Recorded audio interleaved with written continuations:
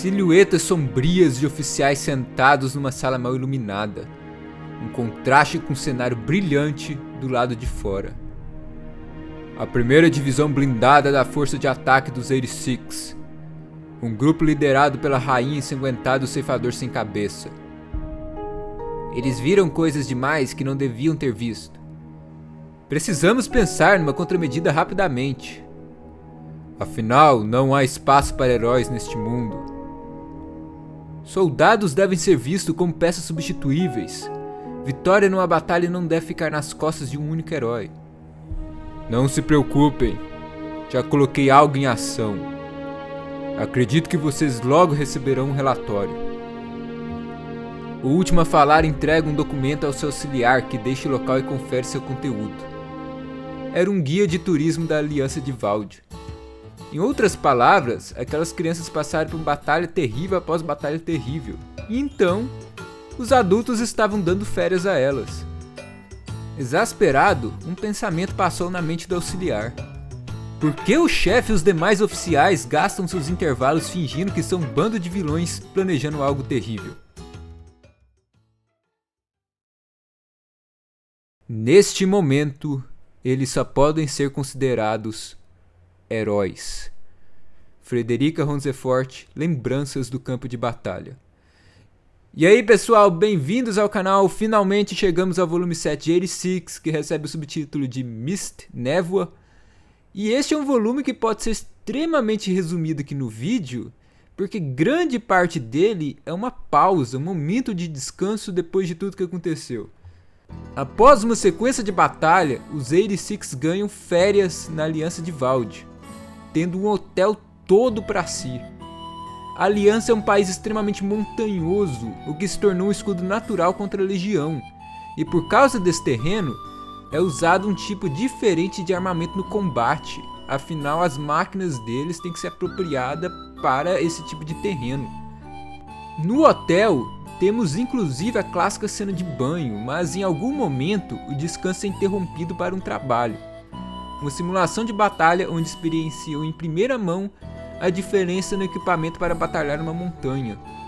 Até quando as unidades são lançadas, é dito Valquírias, decolar, justamente por causa da propulsão necessária para se mover na montanha.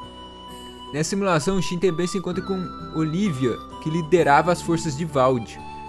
Para atrapalhar ainda mais as coisas, acabar com o descanso deles, há dois problemas. Primeiro, a visita de um oficial da República que não deveria saber onde a Lena estava, então a informação foi vazada. O oficial que dizia que todas as conquistas dos 86 eram graças a Lena, e com isso eram glórias da República. Ele queria a cooperação da Lena para evitar que seus alunos da República fossem enviados ao campo de batalha. Afinal, os 86 eram ferramentas da República e deveriam ser colocadas em uso. O Shin acaba intervindo e o oficial vai embora com raiva. O outro problema é o de sempre, o relacionamento do Shin e da Lena. Ambos estão muito mais cientes dos seus próprios sentimentos e estão preocupados um com o outro. E todos à volta deles, todos que conhecem os dois, querem dar aquele empurrão final para os dois se juntarem logo, porque é muito óbvio que um gosta do outro. Só eles não percebem. Dito isso, ainda havia algo para ser tratado. A rainha da Legião que estava sendo mantida confinada na Aliança de Valde. A rainha pediu que fosse encontrá-la, o que foi feito, mas agora ela se mantinha em silêncio e não respondia a qualquer pergunta. Annette, Shin, Lena e Vika discutiam essa situação na base subterrânea onde a rainha estava. E o pior de tudo é que as memórias da unidade não ficavam encriptadas no processador central, mas sim na rede neural. Annette questionará se Vika teria uma ideia do motivo da rainha não estar se comunicando, e ele comentará que conversou pouco com a Zelene em vida e não saberia dizer. A Zelene, lembrando que é o nome da pessoa que acabou se tornando a rainha. Tudo poderia ter sido apenas uma armadilha, ou talvez ela pretendia compartilhar informações, mas a situação mudou. Talvez ela queria falar com o Império, mas ele não existe mais. E também é dito que a Zelene não gostava de guerra, mas essa fala levanta outra questão. Se ela odiava tanto a guerra, por que ela criou a Legião? ninguém tinha essa resposta. A conversa continua e o Vika pergunta ao Shin sobre o Faido. Ele queria saber sobre o drone que a República desenvolveu, mas não completou. Shin achará estranho o Vika ter dito aquele nome e Vika completará. Você não se lembra disso também? É o protótipo do modelo de inteligência artificial que o seu pai estava pesquisando. Lembro dele reclamando que seu filho mais novo, e esse é você, o nomeou Faido e não aceitava outro nome. Vika não estava falando do Faido que conhecemos, e sim de um estranho cachorro robô chamado de Protótipo 008 que a Annette conhecia. E ela fará a ligação dos nomes e dirá que o Shin continua com gosto ruim para nome. Isso levará a uma discussão besta que será interrompida com a Lena, voltando ao assunto, ao perguntar sobre o Protótipo 008. Mas a Annette dirá que a família do Shin foi levada para os campos de concentração e ela nunca mais o viu. Vika ficará desapontada ao saber disso, afinal aquele era um modelo de inteligência artificial diferente, algo feito para ser mais como um bicho de estimação. E que um bicho de estimação defenderia o dono se assim desejado, e poderia ter lutado contra a Legião. Ou seja, a República cavou a própria cova. Se o projeto Faido tivesse sido concluído, o campo de batalha onde ninguém morria poderia ter sido realmente criado. Mais tarde será comentado que estavam pensando em desmontar a rainha, já que ela não respondia mesmo. Mas Shin pedirá para entrar sozinho no local onde ela estava presa. Uma ideia extremamente perigosa, mas que será aceita. E assim que o Shin entra na sala, a rainha começa a se mover. Era como se ela reagisse a uma presa.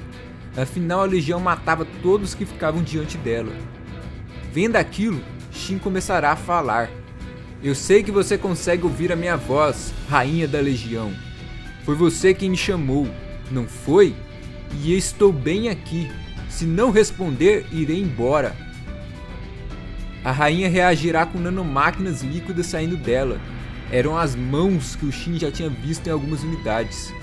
Shin questionará mais uma vez e a rainha finalmente falará. Deixe esta sala de confinamento. Evacuação para a sala de observação é recomendado.